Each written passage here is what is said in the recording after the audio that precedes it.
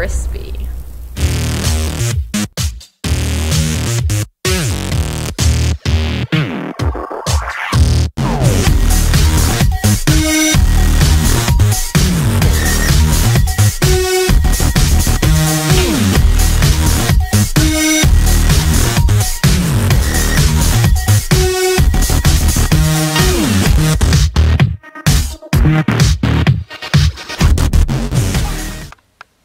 Alright, y'all. Welcome back to another episode of Figures in Action. Let me just turn this light on. Let's turn this light off. And give a little more light to the dial. Alright, so here is the deal with this dial. This is actually, I'm pretty excited about this. Was contacted by my homie and ACBA fam, Cappy, who asked me if I can build a dial for a convention that was happening, or that is happening in Mexico City in August. So, you know, this was a month ago, about a month ago, which was great because he allowed me some time to kind of put some orders, you know, work on some orders, but also gave me a good timeline to kind of work on this and make sure that I was done. Originally, my biggest fear was like, I got to get this done by the end of June, because the con is in August. If I'm shipping to Mexico, just to be safe, I wanted to get there on time. Found out recently that we're all shipping the dials to San Diego, I believe, which is great because it'll get there on time. And actually what it'll allow me to do is do a little more graffiti, because I didn't do graffiti on that wall, and I kind of wanted to do some graffiti on that wall there as well. But let me talk real quick before I get into this dial what the event is, so that you guys are familiar. So on August 2nd, 3rd, and 4th at Centro City Banamex in Mexico City, there's a convention called, I believe it's called UnBoxing Toy Convention is what it's called. And 90,000 square feet, so it's going to be a pretty huge convention. So I was contacted by Cappy, who wanted me to create this dial for that convention. The idea being that ACBA was going to have a table there, and they wanted to display, you know, ACBA, Articulated Comic Art. They wanted to have some displays, and in order for that to happen, they wanted to get some dials made for that show. So they contacted me, and actually contacted a handful of really good diorama makers who I absolutely respect, and am pretty excited to have my work sitting next to their work in another country. Yeah, it's kind of dope, man.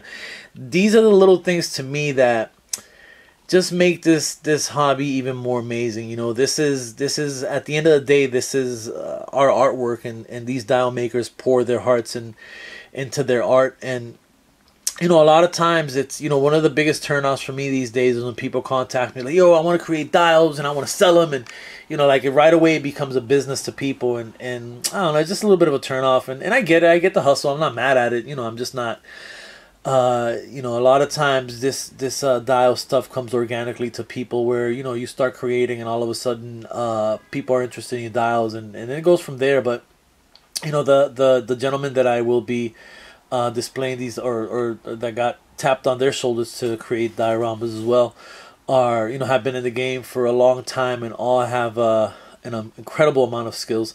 So I'm excited for that. So this dial will be for sale. So that was originally, I thought it was just going to be a display piece. Then I spoke to Boog, and he informed us that we will be selling these. So if anyone in Mexico City is interested in buying this dial, they will have that opportunity. I rarely make dials just randomly and then just put them on the market. It's usually a commission. Any dials that I've sold that haven't been commissions, it were just personal dials of mine. So this is pretty cool to create something that may sell or may not sell. Either way, I'm cool with it, because I'll be able to be part of this amazing con that's happening. All right, so let's get into the nitty gritty, and I'll put more information in the description below, so you guys can, all the links that you guys need for the information in terms of if you're in Mexico or close to Mexico and you want to go for the con, all that information will be there. So let's break this down real quick. All right, so I was contacted, and we were kind of asked what we wanted to do, and I said I'd do a 16-inch dial that's 12 inches tall, 6 inches across, and I think I went 14 deep. And so I didn't want to do something too big, although 16 inches across is still a good size, 12 inches tall is a good size.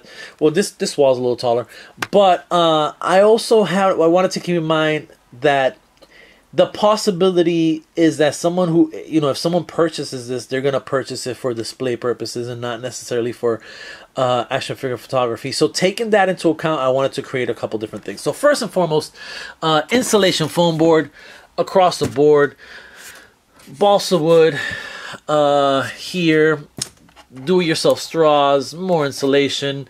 That's that cardboard, the corrugated cardboard that we use. Let me see. This is kind of that's the grid that I usually use for like dojos or whatever, that plastic grid, and that's just some vellum paper behind it, some graffiti with paint markers. These are just dowel rods that I've done this before, where it's just thicker dowel rods where you can kind of peg it right into the dial, which is kind of cool. So I was able to do that for the first time. I think for the first time, maybe I've done this before, I can't remember, but I did kind of the swirl black and yellow just to give it a little bit of color, just to kind of make it pop off a little bit. The doorknob that I've gotten from Joanne Fabrics before, then we have that little vent, and the material is that computer packaging. I've used it before, I don't know what it's called exactly, but I used that. I laid an in border of a border on the inside of balsa wood as well. Let me see what else I can. Oh, the roof, man. I thought this came out pretty cool. So because it's a display piece, this bar here is something that I've seen between buildings growing up. No idea what what purpose it serves, but I have seen this bar in the city. So it's cool because you can hang a figure off of here. This roof is basically two pieces of project foam board kind of glued together. Then I kind of bordered it up with more foam, like the skinny, made just skinny trim pretty much from the same foam board itself. And then I just laid seashells. These are actually crushed seashells, painted in black, gave it that gray wash, the silver aluminum for the border there. And it's cool because it allows, again, more space. If you wanted to put a couple action figures here, you can put some here in the corner on that bar. Again, a lot of times when you're creating these dials, what you want to do is to take into account just the playability, the usability of this dial, of any dial. So I always want to make sure that there's a couple different options for people, whether you're a display artist or you're just an action figure photographer or what have you. I use some of these I've used before, and the good thing about these little, and I think they're aquarium plants, I believe. The good thing is that they can bend and they'll kind of come back into place or whatever, and kind of that. And if they don't, you can use a hot cold trick that people have used before for joints on action figures. Let me see. Kind of cool that I had that kind of, wanted to make sure that I had something that was not just kind of a square space, but I wanted to kind of have a little bit of another option, so you can put like a figure here kind of hiding out from a guy who may be walking through here. But yeah, man. Oh, and this is a Dollar Tree. The kind of those other lamps, these guys are pretty much gone. I can't find, I've looked everywhere, and these guys are pretty much extinct. So these guys are more prevalent these days, so I just use this guy, and it's cool. It's a little brighter than the other one, and it's a little bigger, and I always have to get creative in how I'm going to install them. For the most part, I'll kind of use the glue gun and put a stake, you know what I mean, and then I'll use that to kind of stab it into the dial, so to speak. Also wanted to make sure that I got as detailed as possible, so a lot of little things like the little nails and screws and what have you on the signage, and to kind of give it that feel, so I was able to do that as well. And those are just pins, like sewing pins or whatever. And I think that is it, really.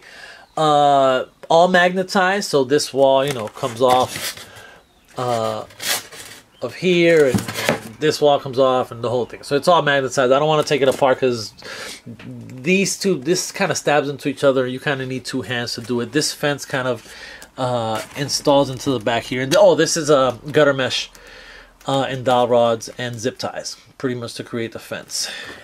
Yeah, man, I think that's it. I'll have a bunch of pictures at the end.